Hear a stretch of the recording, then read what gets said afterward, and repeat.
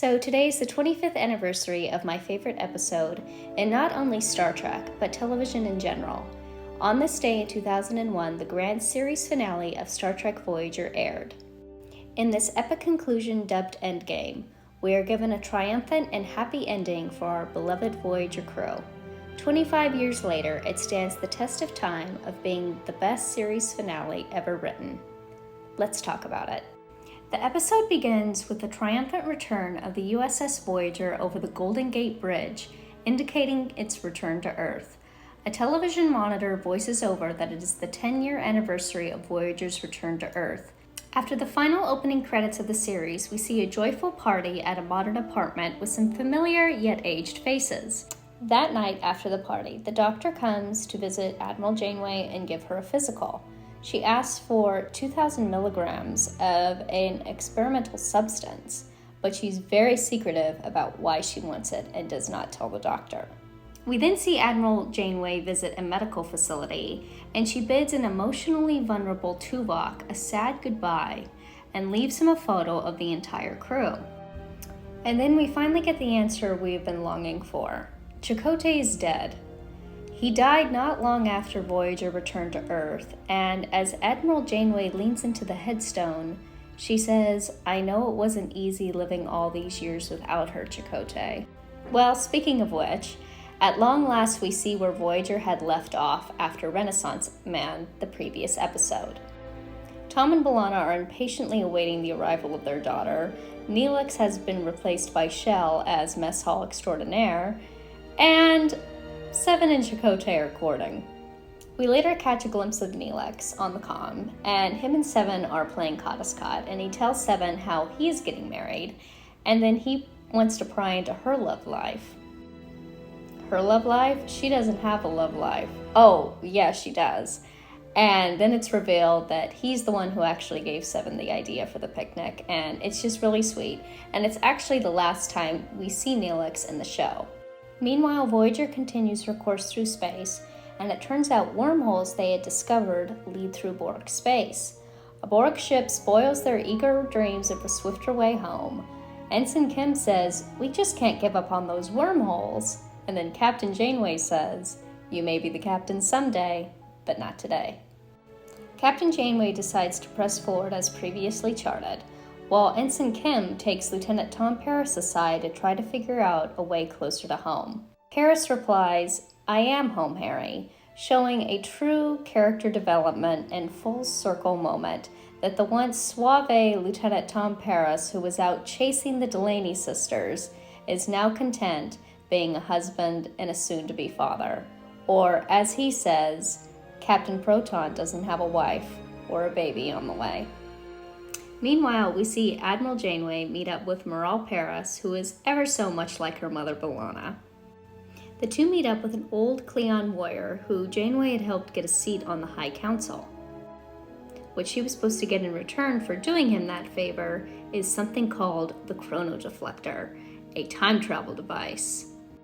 After the Klingon backtracks on his word, Admiral Janeway steals the Chrono Deflector, but then we see the sleek USS Rhode Island, helmed by Captain Harry Kim. Then the next scene between the two is one of the most poignant in the episode. They discuss the ethics of going back in time and how the family is not complete anymore. You wouldn't be able to get back. I always assumed it was a one-way trip. We then cut to Chakotay and Seven's fourth date, their fifth date. I've lost count. Whatever it is, it's cute, it's romantic. She kisses him, he kisses her, and it's too adorable. Unfortunately, it's all cut off because Captain Janeway calls all the senior officers to the bridge. A temporal rift occurs, and Admiral Janeway comes through, revealing herself to her younger self. Not long after, we see the Borg Queen spying over the events unfolding. When the doctor scans the Admiral, an implant inside her reveals an invention he will soon make, which allows Admiral Janeway to pilot a vessel with a neural interface. When she begins to relay such info, Captain Janeway cuts them off and says that implementing futuristic technology on Voyager is enough. With Admiral Janeway's technology she brought back from the future, Voyager is modified and upscaled with new improvements to withstand Borg attacks. When Voyager finally reaches the Borg-infested nebula, we see a bright ball of Borg unit complexes and wormholes. I asked you a question. What is it? The road home. Eventually, Captain Janeway and Admiral Janeway take a walk around the corridor, and the real motives of older Janeway is revealed. During a heartening moment, a look of profound sadness and heartbreak is shown upon Captain Janeway's face. 7 of 9 is going to die. What? 3 years from now, she'll be injured on an away mission. She'll make it back to Voyager and die in the arms of her husband. Husband? Chakotay. He'll never be the same after Seven's death, and neither will you. That evening, the Voyager crew stand in the briefing room discussing the plans of destroying the Borg network and going through the aperture. Captain Janeway tells them that she will not attempt to make such an attempt unless all of her officers and the crewmen who work under them agree. In a standout moment, Harry Kim gives a speech to uplift his crewmates. Maybe it's not the destination that matters. Maybe it's the journey. That night, Captain Janeway and Admiral Janeway share a cup of coffee and contemplate the future that awaits them. The Admiral speaks of something she once referred to as too risky, but upon being reunited with your younger self, wants to go through with it. You're sure you want to do this? No. But Voyager isn't big enough for both of us. Meanwhile, in Astrometrics, Chakotay comes to visit a very stoic 7 of 9, who has been upset since Admiral Janeway told her of the ill fate that awaits her 3 years from now. Chakotay tries to get her to talk, but she pushes him away out of fear. Eventually, his persistence wins over her tender heart, and the two have a poetic declaration of love and share their most infamous and, shall I say, beautiful pose, "Be still my heart." It's a beautiful scene. Meanwhile, Admiral Janeway successfully makes herself into the Borg hive. The Borg Queen transports Admiral Janeway onto her vessel and assimilates her. Our beloved Admiral Janeway falls to the ground, and just as the Borg Queen thinks she has the upper hand, she collapses in terror. Janeway has enacted a virus within the Borg hive mind. A suffering Admiral Janeway says must be something you assimilated, hence the pathogen that Captain Janeway had injected the Admiral with earlier. And here it is, in this most blazing moment, Voyager triumphantly exits the Borg aperture within the Borg sphere and returns to Earth.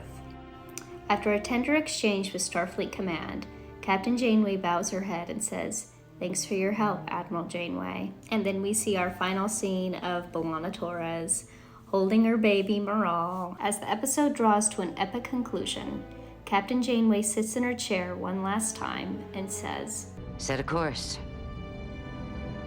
For home. There are several more things I could say about this incredible finale, but the greatest takeaway for me was the finalization of every single character. Each of our main cast received a happy ending and a positive conclusion.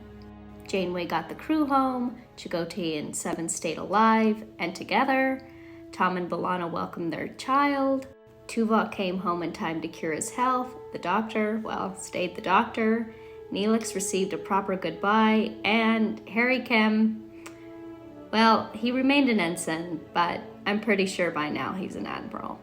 And I would like to note the performance by Kate Mulgrew as Captain Janeway and older Janeway was exemplary. Despite being a science fiction series finale, Endgame resonates as a human story and as a family story. Endgame is Star Trek at its finest, with a story filled with humanity, integrity, love, and sacrifice. Every single character had a moment of triumph and proper screen time for an authentic ending. I believe it's a testament to Rick Berman, Brannon Braga, and the rest of the Voyager writers for giving us such an ending.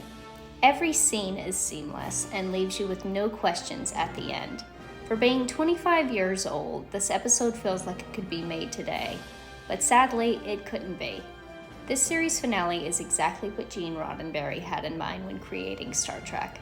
It ends on a positive note with a hopeful sentiment for tomorrow and a united family forever. So with that, I wish my favorite episode in television history, and in my opinion, the greatest episode in Star Trek history, a very happy 25 years to Endgame.